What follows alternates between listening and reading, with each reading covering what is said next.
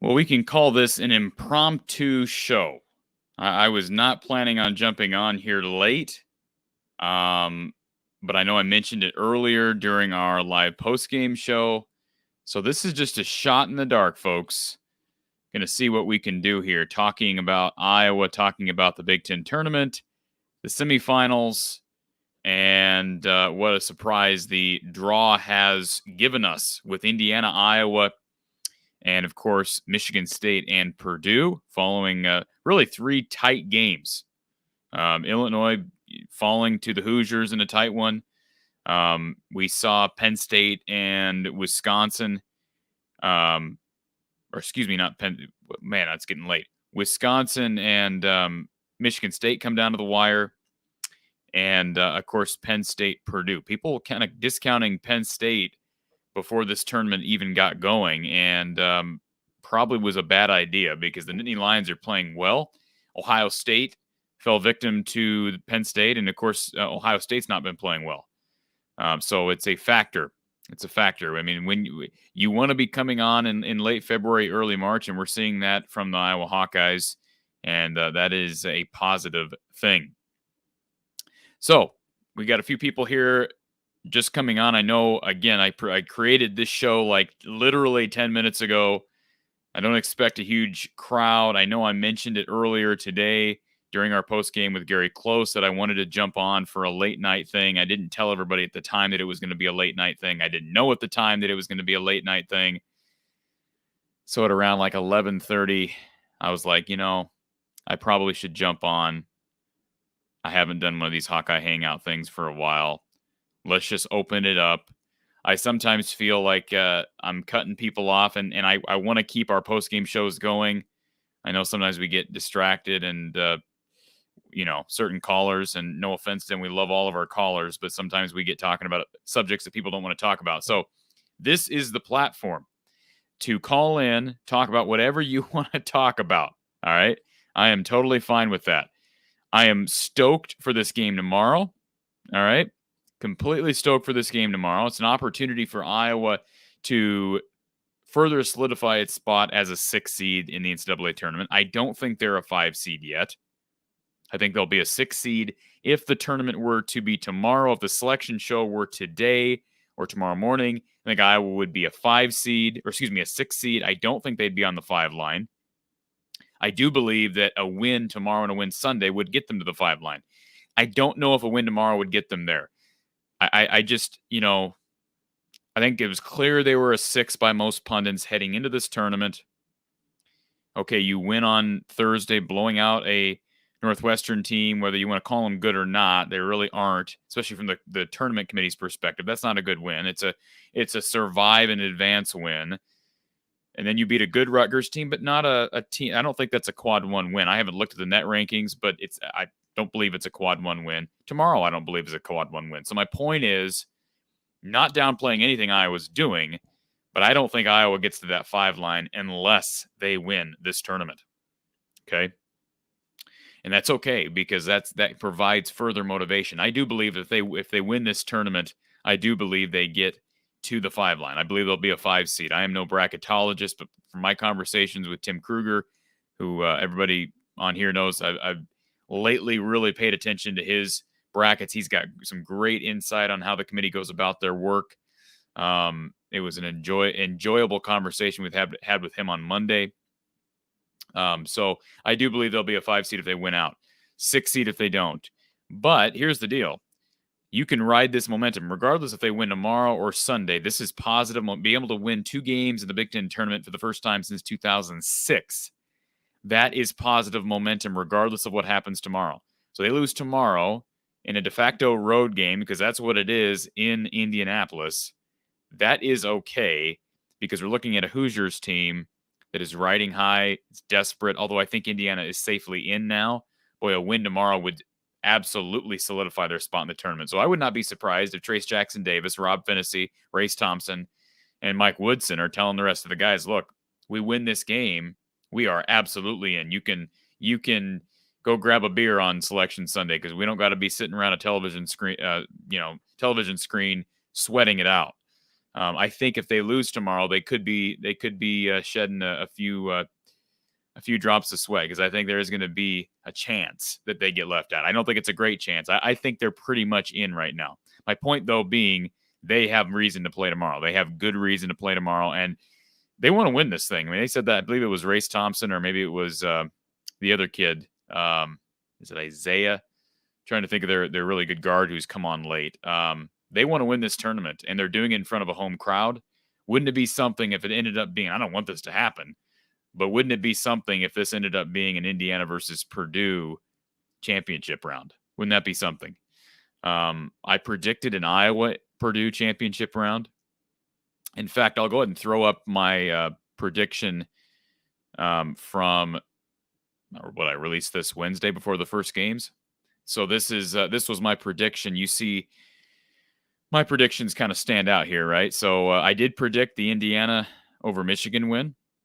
Predicted Northwestern would win. I predicted Michigan State would win. Penn State would beat Ohio State. Let me pull this phone line off here. And yes, I guess I'm kind of tooting my own horn on this. I don't mean to. I guess maybe I do. My point is, I am not surprised by this draw and how this thing has played out, because I just didn't feel like Ohio State was playing its best basketball. Penn State has played better as of late, although Nebraska did beat them late in the year. I could say the same thing about Michigan State. They were just coming off a win against Maryland. Wisconsin was coming off a loss to Nebraska. Indiana was playing desperate. To me, the results have basically made sense. I almost picked Indiana over Illinois. So I believe I'm 8-1 right now, 8-1, 9-1, somewhere in there. I guess my point being, it does not surprise me that it's Indiana, Iowa, Michigan State, Purdue. My predictions were all along that Iowa and Purdue would meet in the championship round. And if you watch my podcast from Wednesday, and I would encourage you to still do that. And the reason why is because there is some good information in there not related to the tournament. If you're an Iowa football fan, you want to hear from Iowa's latest commitment for the 23 class, Leighton Jones. Tune into that show. But I did predict that Purdue would beat Iowa in the championship round. I hope I'm wrong on that. I hope Iowa and Purdue get there and Iowa wins. What a way that would be to head into the NCAA tournament. And regardless of what happens in the NCAA tournament, that is a huge, huge development. So we switch now, as you see, and you're going to kind of see half the You're going to see half the screen is the bracket here. So this is the actual bracket, as you can see in the results. This is courtesy of Big Ten Network. So Iowa, Indiana play at noon tomorrow, and then Michigan State, Purdue to follow, the winner meeting on Sunday at 2:30 p.m. Of course, on CBS, the selection show to follow.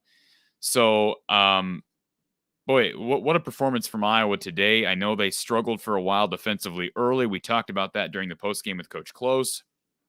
I thought Rutgers played pretty well early. Iowa just found a way. I mean, you look at the bench production, you look at Joe Toussaint, you look at Keegan Murray, what he was able to do to kind of lead them on. I mean, they were trailing by 10 at one point early. And between Joe Toussaint, Keegan Murray, and Tony Perkins, no Aaron Eulis in the game. I have not heard a press conference from Fran McCaffrey. I've been busy with other stuff today. I'll try to catch that before I hit the hay tonight. But I'm guessing that Aaron Eulis is maybe under the weather a bit.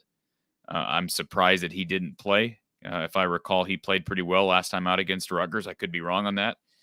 But my guess is that he might be under the weather a bit.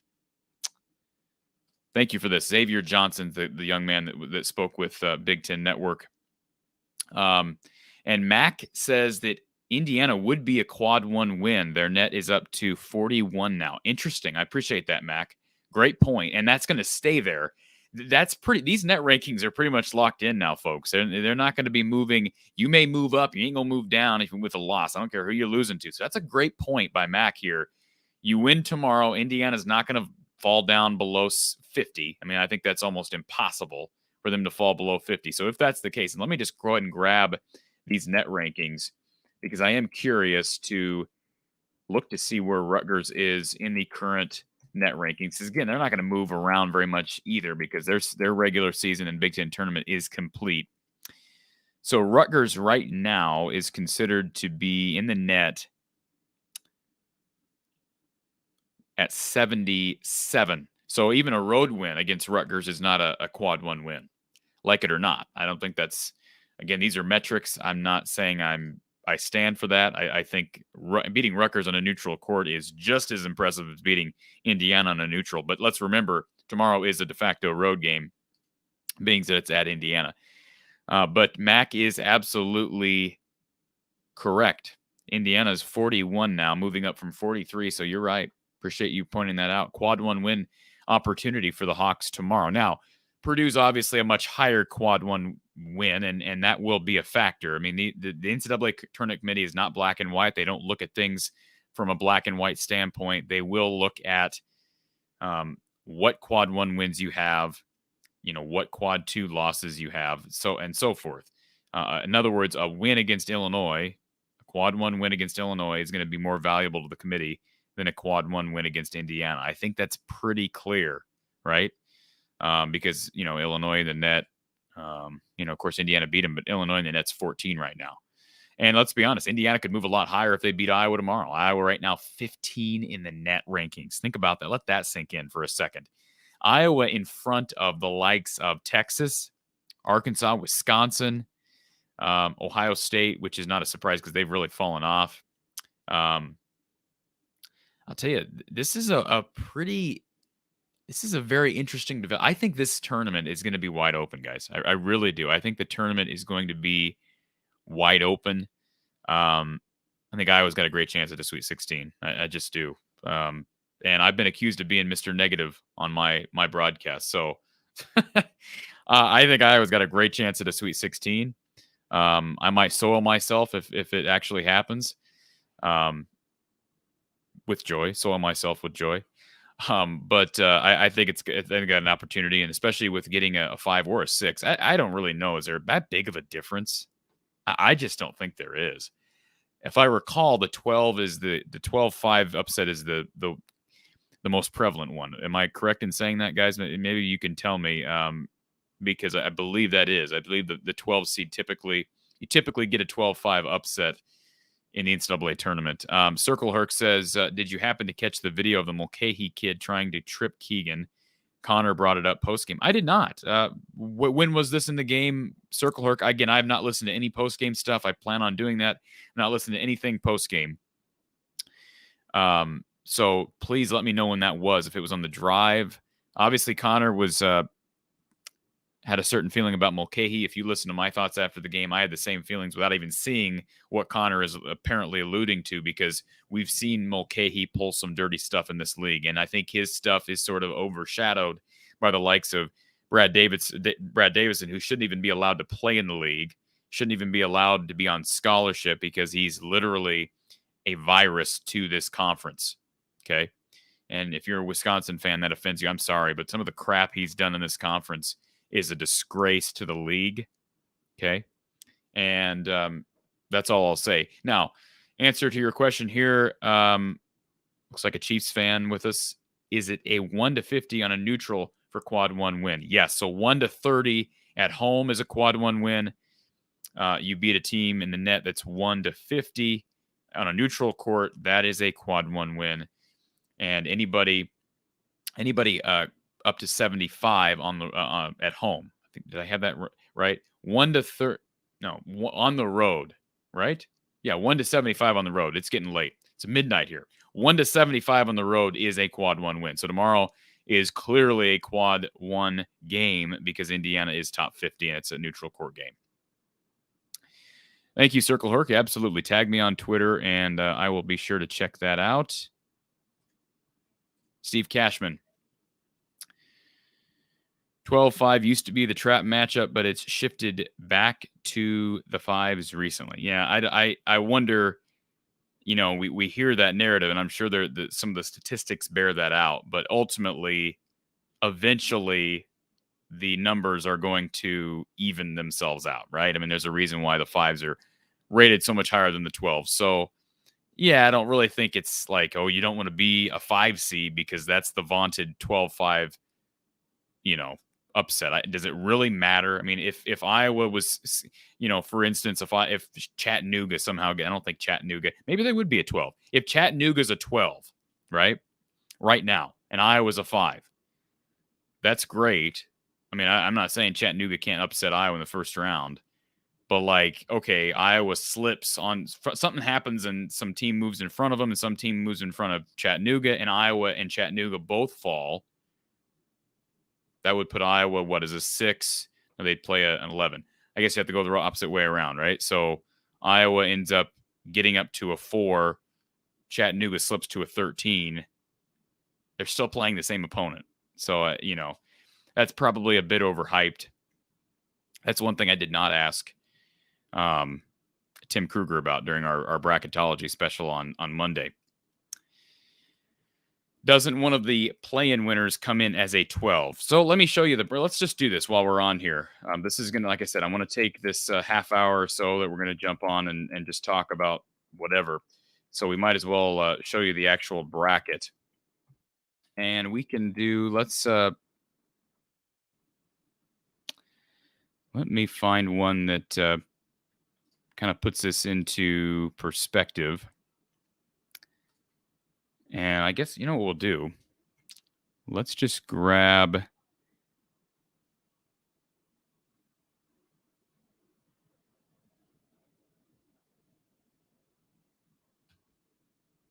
was going to grab you Joe Lunardi's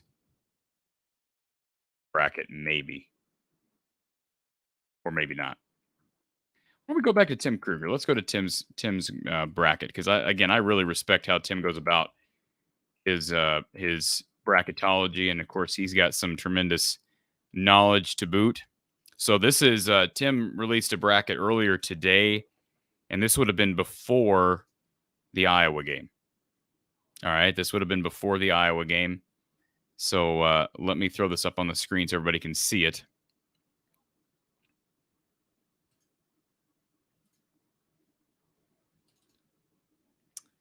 I'm going to get rid of Steve. I'm going to get rid of your comment here. So this is, hopefully you can see that. I know that's kind of small. So as you can see, how the bracket is set up, you have 12. So you have a 12 down here that's a play-in matchup, Xavier, Notre Dame. You've got a 12 over here, though, that's just a seeded automatic qualifier, right? Because they won the conference tournament. Now, this is North Texas. North Texas, I believe, got beat today, right? So they're probably out. I feel so bad for the Mean Green because they've had a tremendous year, but they're likely out.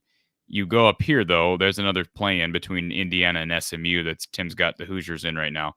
And then here's another automatic qualifier. So you have 2 automatic qualifiers as 12 seeds, and then you have 4 other teams playing for 2 spots. Does that make sense? Hopefully. And then, of course, you have a 16 play-in here and a 16 play-in here.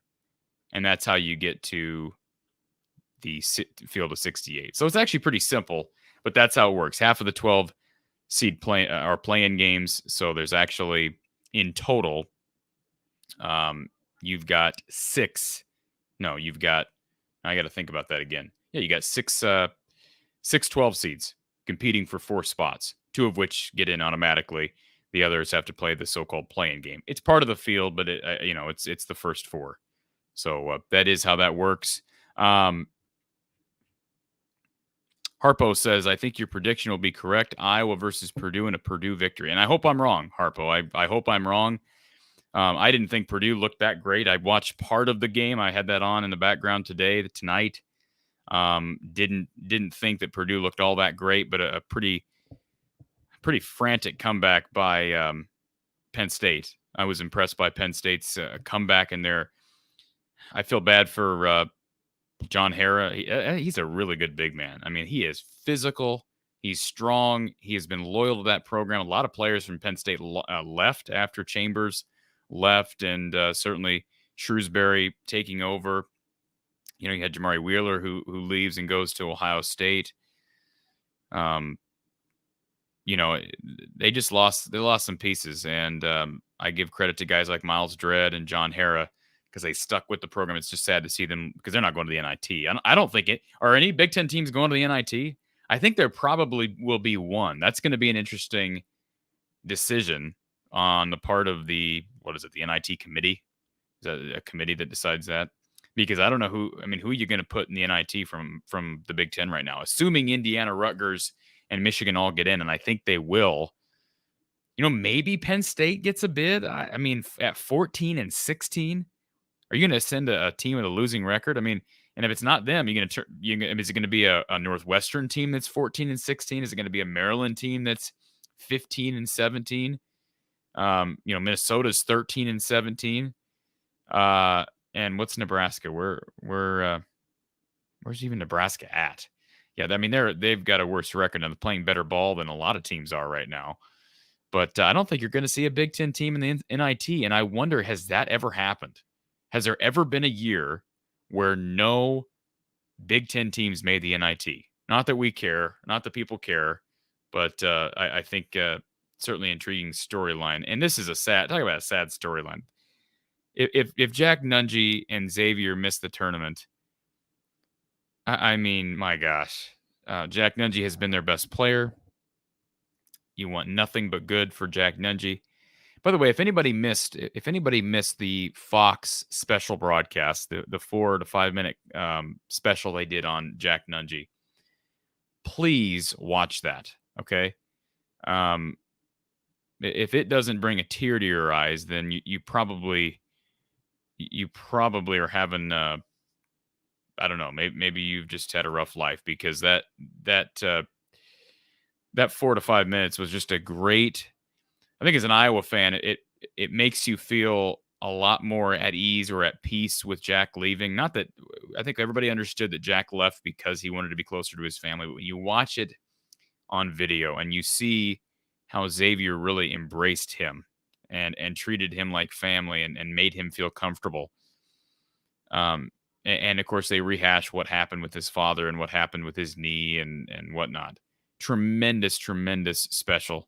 Look that up on Fox, and I'll you can actually find it on my profile on Twitter. If you're following me on Twitter, if you just want to check my Twitter out, at From the Hawkeye on Twitter, From the Hawkeye of the Storm. So retweeted it, I think maybe a week ago. Just awesome.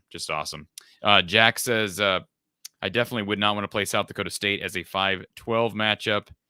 You're right. They've actually got a former Marshalltown High School grad. Of course, I'm a Marshalltown guy, born and raised. They've got a Marshalltown High School graduate who's a role player for the Jackrabbits. So that would be an interesting matchup. But yeah, dangerous. I don't think you ever want to play those Summit League teams, whether that be North Dakota State or South Dakota State. They are playing very well right now. And I'm curious if anybody here can guess without Googling, and I think I'm right on this,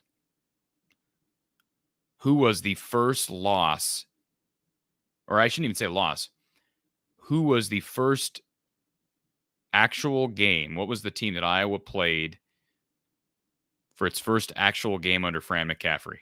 Okay, so Fran comes here as a head coach. What was Iowa's first game with Fran as the head coach? It's on the screen. South Dakota State, I think, right? South Dakota State, I'm not looking. I'm just reciting this off of memory. I'm pretty sure that South Dakota State, they came into Carver and beat Iowa.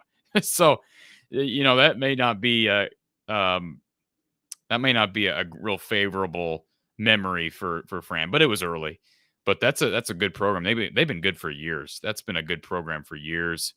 They had the kid that was the leading scorer a couple of years ago. That's a good program. And Harpo, yeah, Seth Lundy's another one from Penn State that you got to give him credit. And boy, he hit some big shots against Iowa this year. And Harpo says that Maryland and Penn State are going to go to the NIT. They're going to go to the NIT with losing records. Maybe that happens more than I realize. Typically I feel like NIT teams are at least around 500 overall. I mean, if you're not at 500 in the conference, that's going to be tough to get in. But maybe, this is a weird year. You've got those bottom 5 teams that are kind of bottom feeders right now. And I would love to see Penn State get in. Penn State getting in would be awesome for them. Because, again, I think there's a lot. And you could say the same thing about Maryland. Minnesota's a really young team. I don't even know. Do they have anybody? The kid that Peyton Willis that transferred out and transferred back. I don't know if he's a senior. He's going to come back next year. Nebraska, they're still pretty young. The McGowan brothers are real young. But certainly Penn State's got some veterans, and so does Maryland. So yeah, it'd be great to see them get one last ride. I feel bad for especially the kids at Maryland. They go into the season with Mark Turgeon as their head coach, whether you like Turgeon or not, and then you all of a sudden lose him. You lose your head coach, and somehow, the season derails, and there's really nothing you can do mid-season, right? Now, some of those kids may have an opportunity to come back again, or leave and go somewhere else and come back. But yeah, it would be great to see Maryland and Penn State in the NIT. Steve, 2 of the 12s are from the last 4 in. Correct. But these are, the disadvantage there of being a 5 and playing a 12 that ends up being one of the last 4 in is these are typically going to be, they're going to be at large bids, right? They're going to be at large bids, and they're going to be typically Power 5 teams, or you could say Power 6 if you want to throw in the Big East, as opposed to playing an automatic qualifier. Now, I don't know which one's better. I think it depends on which AQ you play, because some of these Group of 5 schools are capable of beating you. I think South Dakota State's one. Chattanooga's one I brought up. Iowa played Longwood. That's another team that boy, they've looked good. I mean, they've won the Big South outright. They won it. They won the tournament pretty convincingly. That's a good team right now, and they played Iowa once. I don't know that you want to play the Lancers in the tournament, but you got to beat somebody, right? I mean, you should. That's not like Iowa shouldn't win a game against someone like Longwood, but it is a discussion. Good to see you here, the real Hayden. He stayed up with us, and appreciate you hopping on here with us for a while. He says, I don't think you can go to the NIT without having a winning record.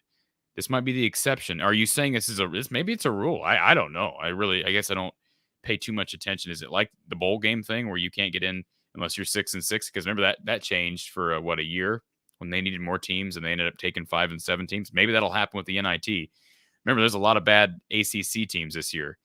And I don't think and I heard media members, a lot of bad Big Ten teams.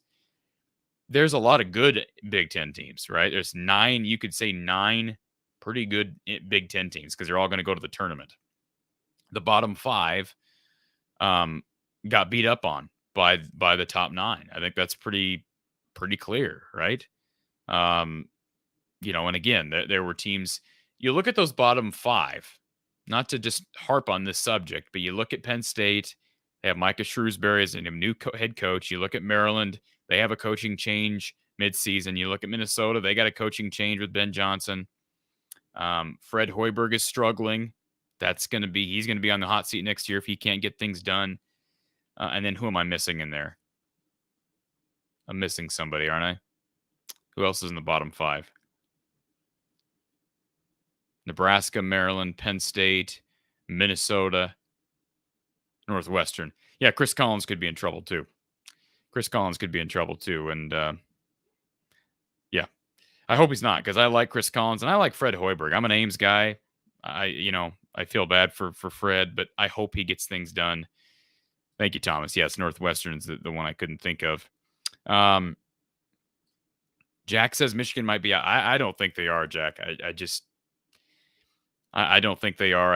I do think the bubble, and I know Tim Kruger brought this up, that we say every year that the bubble is weaker than it's ever been. I do think it's weak this year. I mean, I'm no bracketologist, but just from the eye test, think about the ACC being down. I don't think the Big Ten is at an all-time level. I mean, the Big Ten is good. I think the Big Ten, you can make a claim as the best conference in the country. I think the Big 12 is pretty darn good as well. But West Virginia's down. West Virginia's down. Kansas State's not great. The Pac-12's not great. I think there's some down conferences, and I think that's gonna. I think Michigan and Indiana are in. Again, if Indiana wins tomorrow, they're absolutely in. I just don't think a loss to Indiana keeps Michigan out, and I don't think a Rutgers loss to Iowa keeps Rutgers out. And yes, I think there could be some flexibility with some of these rules as it relates to principles, especially with things like the NIT this year. And you're going to see more teams. I think I don't know how many, but my guess is you are going to see some, because there's going to be, like, Michigan's got a losing record, right, in the Big Ten. Let me look up the Big Ten standings so I'm not just throwing this out there with nothing to back it up. You're going to have teams with losing conference records. Conference record, maybe it's Wade. Again, that didn't come up with Tim either. But I'm going to pull up the standings here. So yeah, like right now, Michigan's got, I guess they're 11-9, but Indiana's going to have a losing record in the Big Ten Conference. Now, we're not throwing in the Big Ten tournament. I get that, but regular season, they ended up 9-11. They are in right now, I think, with flying colors. I really do believe that. And again, I'd have to go through the rest of the conferences. The Big 12 would be the only one other conference probably with teams with losing records. Iowa State's in right now with 7-11 in the conference. TCU, I think, is in at 8-10. I don't know where Oklahoma State is. They're not even. I mean, they're probably NIT at this point. Most definitely NIT at this point. I don't know if Oklahoma. I really haven't followed the bubble enough to even tell you where Oklahoma. Maybe somebody else can tell me that. I'm assuming Oklahoma's on the bubble. I'd have to look at their schedule a bit closer. I know they've never been in consideration for my top 25. That actually makes sense. But yeah, it is a weird year, and I think we could see that cause some changes there in the NIT, especially. Jack, he wouldn't count on Indiana being tired. Yeah, Thomas says that Indiana might be tired to play Iowa tomorrow. Maybe that's the case. But let's remember, Thomas, that Iowa's played just as many games these last 2 days as Indiana has, right? So they started playing in the second round just like Iowa. Now, you could say that they had a tougher time because they needed a frantic comeback against Michigan and they needed a really tight victory against Illinois. And Iowa was just cruise control against Northwestern, and for the most part, never looked back against Rutgers. So there might be something to that, Thomas. But remember, they get the home crowd there. They're playing better than almost anybody in this tournament besides Iowa. And I tweeted that earlier tonight.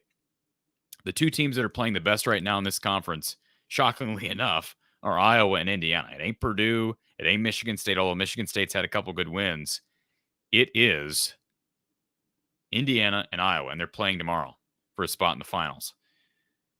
I think the winner of tomorrow's game has a good chance to beat whoever the other side is. I wouldn't be shocked to see it be Michigan State. I think it'll be Purdue. I think Purdue. I don't think Michigan State. I think they pale in comparison, just overall talent, to Purdue this year. And I think Purdue. I mean, I would think that they had a bit of a wake up call tonight. They hadn't played until tonight. I mean, think about not playing the Big Ten tournament until Friday night. I know Iowa didn't play in the Big Ten tournament last year until Friday during the day, but Friday night, and you haven't even played a game in the Big Ten tournament. So Purdue was a bit rusty, allowed Penn State to come back. I think Purdue is going to be in the finals, and we'll see about Indiana, though. I think they're going to be just fine. The real Hayden, every team in this league is tough. Worst team in the Big Ten is Minnesota. They beat Rutgers and Michigan. Remember that Nebraska, you could also claim that they are the worst team in the Big Ten. They won at Wisconsin, okay? The Big Ten conference champion. They also won at Ohio State. So I don't buy the narrative that there's a bunch of bad teams in the Big Ten. Do we really know? Bad's such a relative term. Do we really know what a bad team is? All right. I think I can think of a few teams. Like Elon is probably a bad team. I'm trying to think of other like really bad teams. Like Lafayette's a bad team, even though they beat Rutgers. Don't sit here and call Nebraska and they're bad relative to the Big Ten, but that does not mean I think some of those bottom five in the Big Ten would beat a lot of middle of the pack teams in other Power Five conferences, specifically the ACC. I think you match up Penn State versus a Boston College or a Wake, even though Wake has been on the bubble. I think Penn State could. I don't know who I'd pick in that game. I might pick Penn State because they're more battle tested. So I think the Big Ten is one of the two best conferences in America. And maybe I'm biased. I know I'm biased, but I don't buy the narrative that there's a bunch of bad teams in the Big Ten. Jack says Oklahoma beat Baylor, lost to Texas Tech in a close one today. So yeah, we'll see where they're at. In fact, I'm going to pull that up here because perhaps Tim has got Oklahoma. Let me look at his numbers. See if I can find Oklahoma. So Tim has got so his Final Four in as of right now. believe would be Notre Dame, Xavier, and then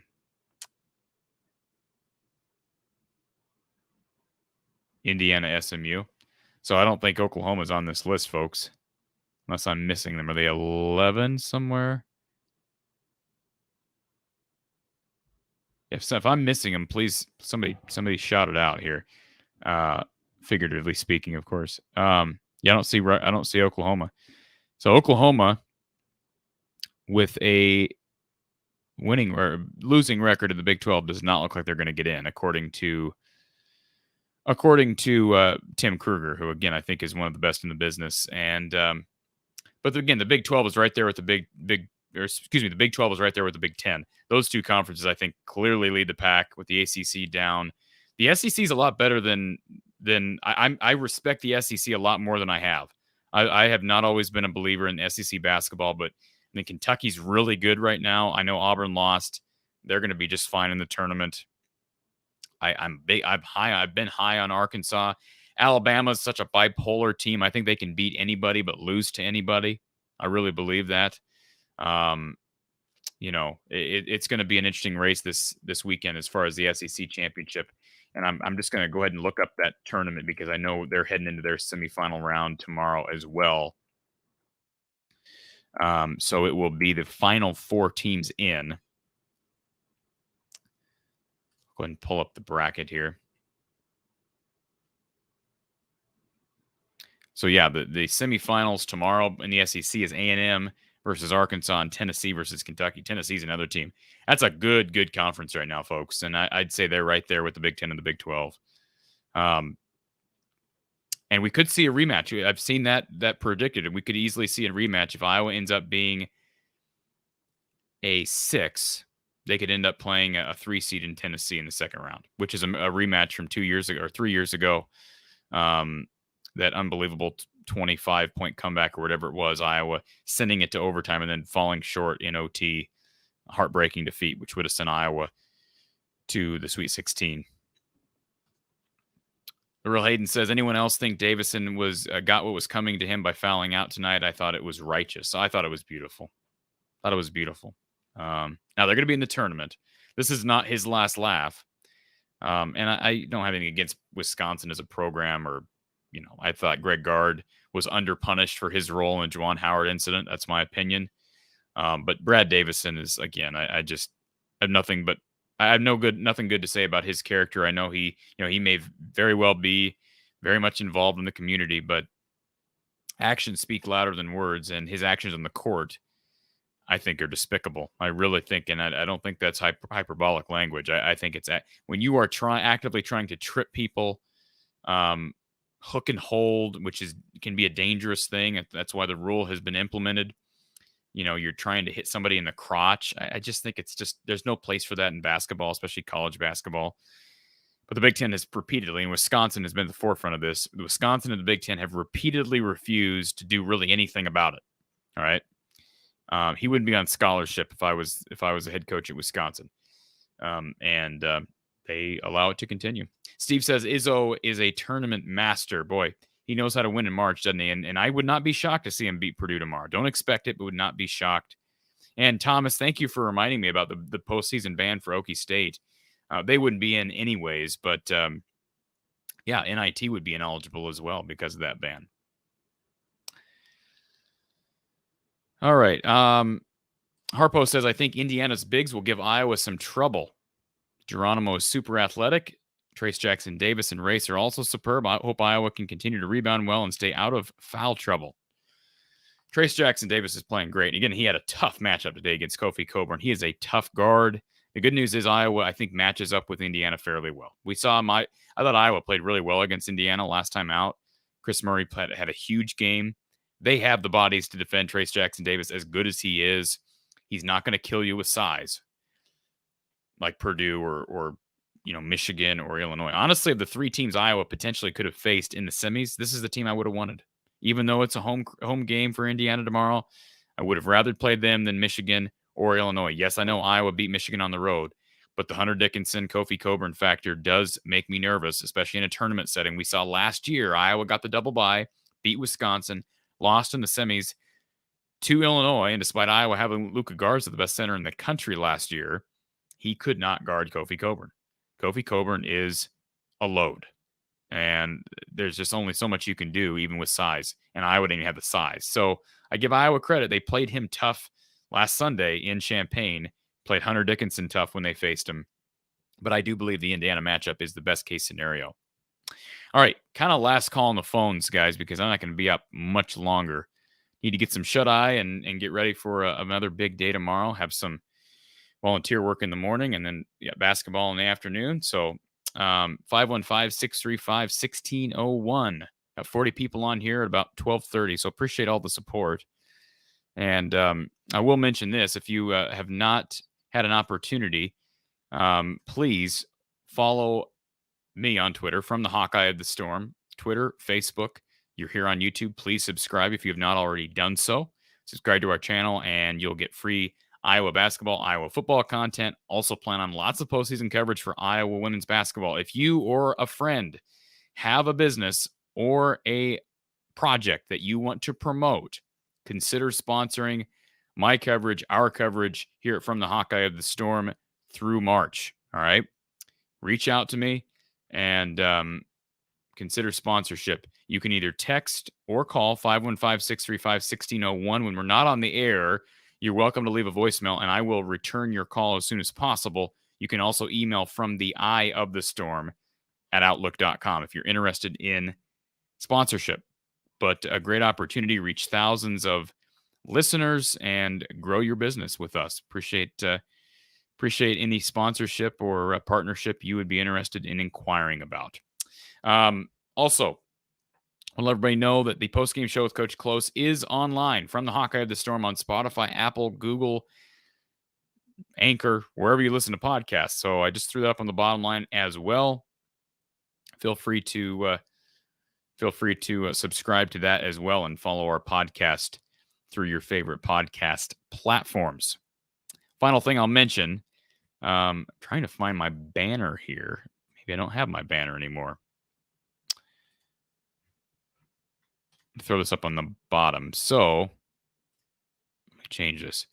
Appreciate all the donations. Anybody that's willing to make a donation to the channel. I really don't like talking about this a lot. I kind of feel like my goal and first of all, I've been doing this podcast. I've been podcasting for like 7-8 years from before I even started doing AM/FM radio, and I've always loved podcasting.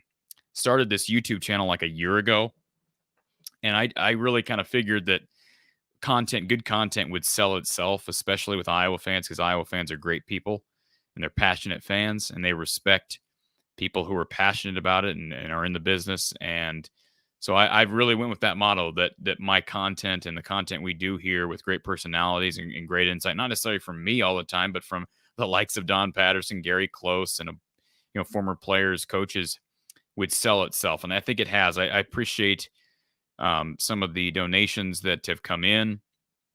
But certainly I've tried not to promote that we're pining for donations. So don't want to make you feel that way, but certainly any donations are appreciated. We just recently was able to, over this past year, I've been building this channel along with everyone else here that's helped out, including Coach Close and Coach Patterson. We've been building this channel for a year. We just got to monetizations. In other words, you watch an ad on our videos, we have not been getting anything from those ads as far as revenue until here at the beginning of March.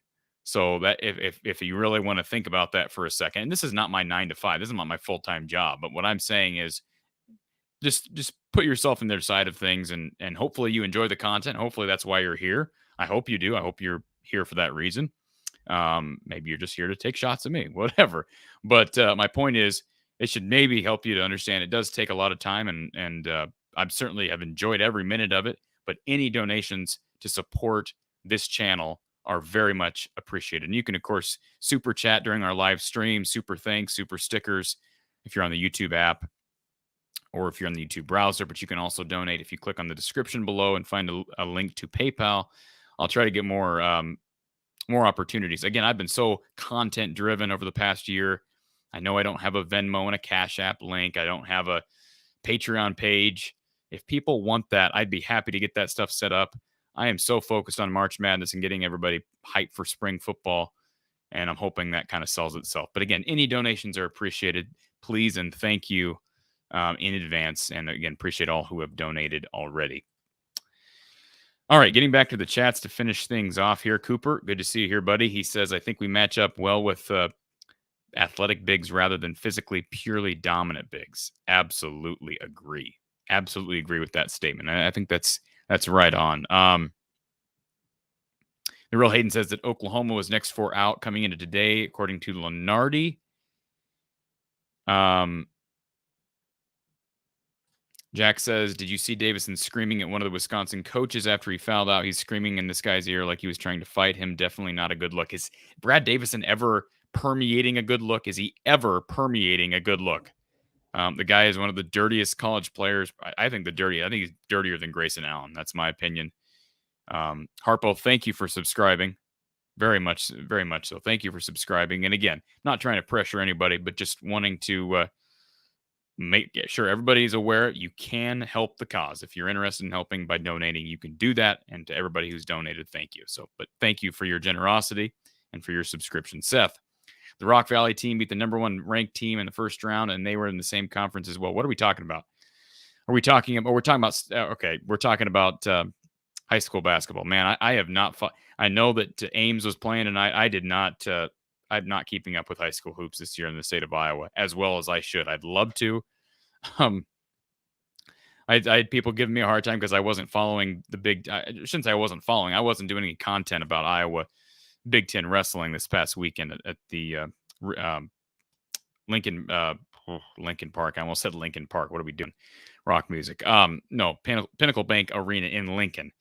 And all I have to say on that is I would love to, but there's other responsibilities I've got, and there's so much time in the day. I'm just one person. I would love to, and I plan on producing plenty of post-game content and postseason coverage for the Iowa women in addition to the Iowa men. But man, I'd love to grow this channel. I'd love to be able to produce content about what wrestling, women's basketball, if we could have a post-game show for every women's game, that'd be great. We just got to get the support.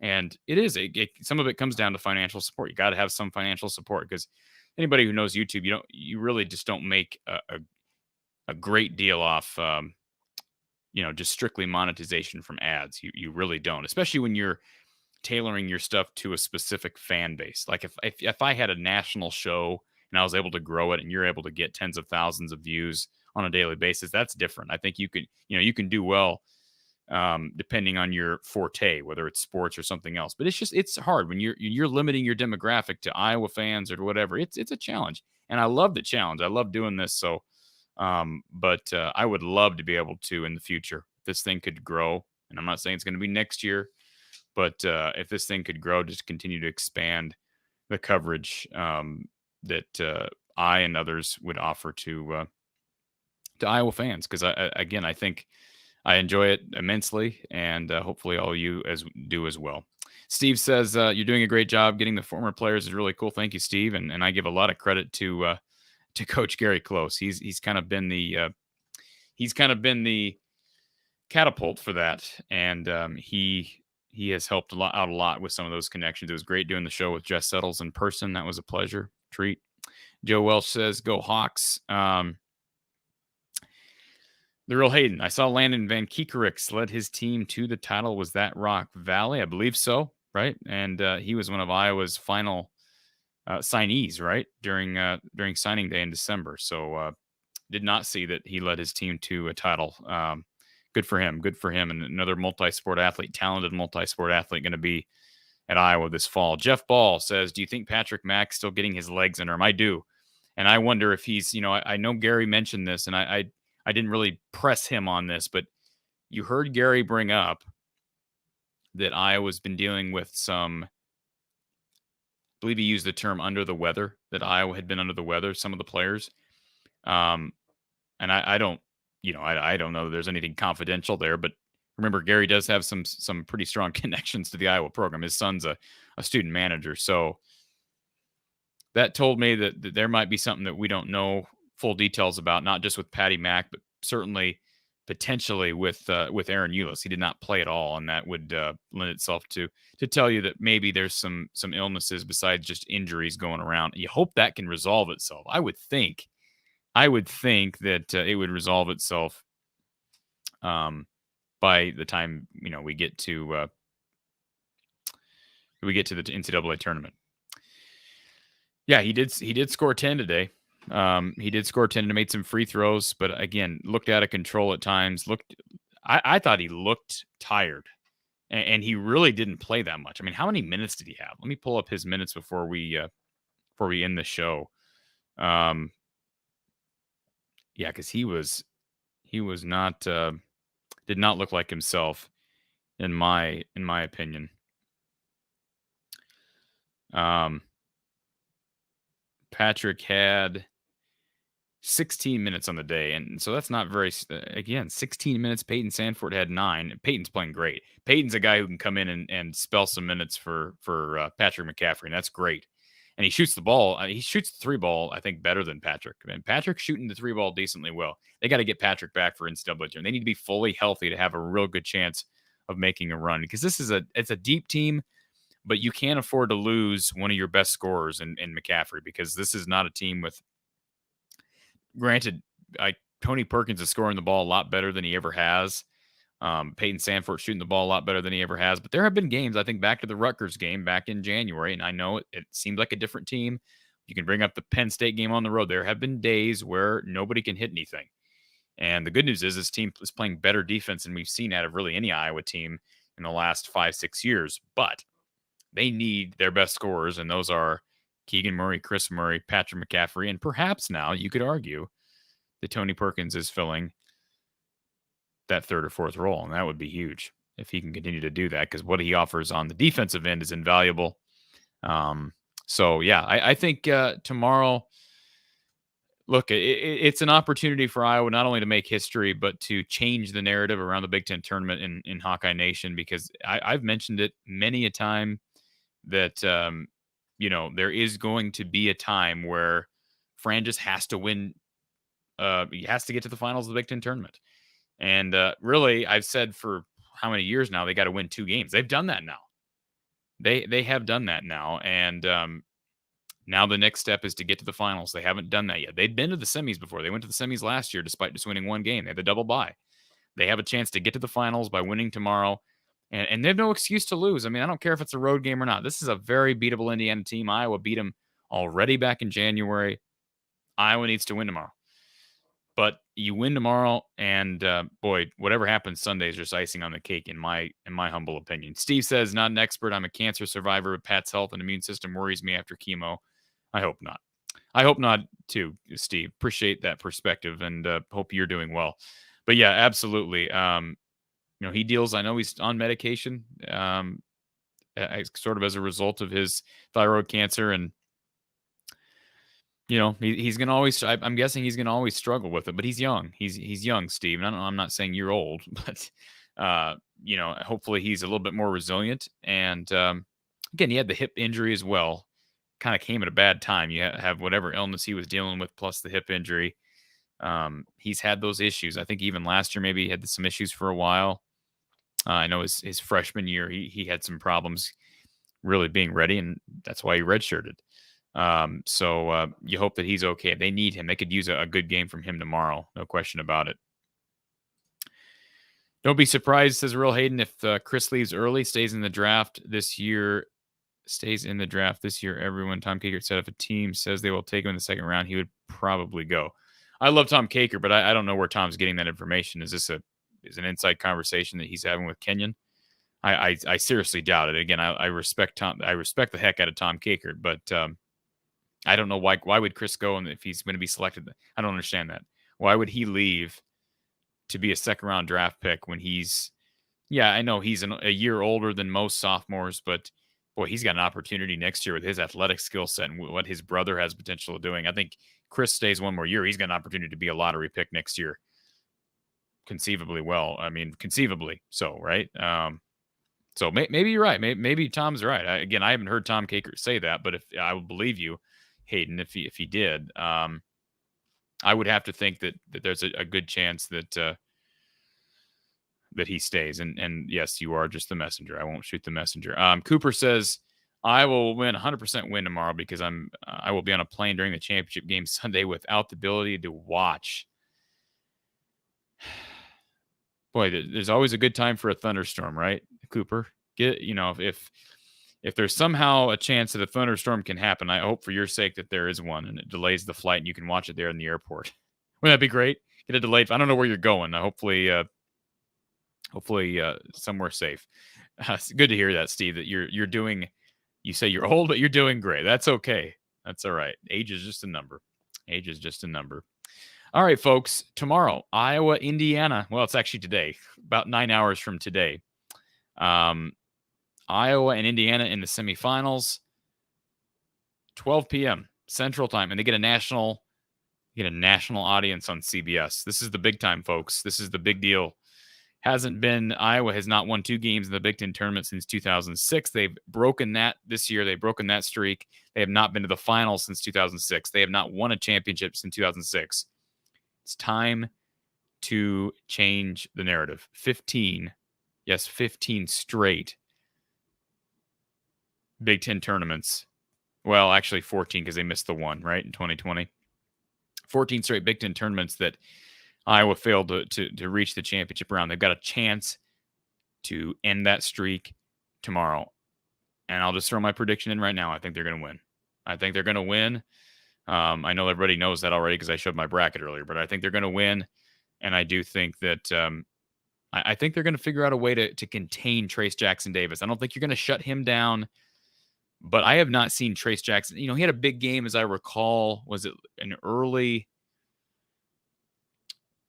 I want to say it was last year in Carver. Was the year before that? They had a game where he went off pretty good against the Hawks. And they've struggled at times against Indiana, but they looked good against them back in January. And Harpo says he's a Hawk fan from Seattle. Appreciate your content, and thank you for being here, Harpo, as well. Jack, absolutely. Thank you. Thank you for your kindness and for jumping on here late. And Cooper, I'm all for this. 89-77, Iowa over Indiana tomorrow. We'll be with you live for Iowa postgame with Coach Gary Close following Iowa, Indiana right here from the Hawkeye of the Storm on YouTube. Get sleep, everybody. Take care. We will talk to you tomorrow afternoon.